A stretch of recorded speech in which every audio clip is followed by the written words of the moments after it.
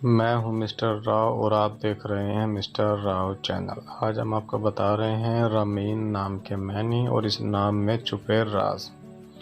तो वीडियो शुरू करने से पहले अभी तक अगर आपने हमारे चैनल को सब्सक्राइब नहीं किया है तो कर लीजिए, बेल आइकन को ज़रूर प्रेस करें ताकि वह आने वाली वीडियो का नोटिफिकेशन आपको मिल सके।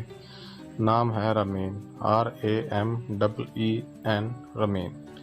रमीन के मैनी हैं कामयाब, कामयाब औरत। मज़हब है रमीन का मुस्लिम। लकी नंबर है रमीन के लिए 3 और लकी दिन है रमीन के लिए जुम्मा और सोमवार। लकी रंग है रमीन के लिए नीला और सब्ज। लकी पत्थर है रमीन के लिए मरकत। लकी धातें हैं रमीन के लिए चांदी। वीडियो को लाइक ज़रूर करें।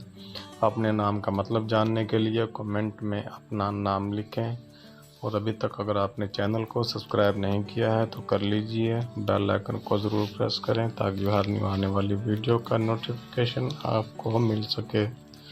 Thanks for watching. Subscribe my channel mister Rao.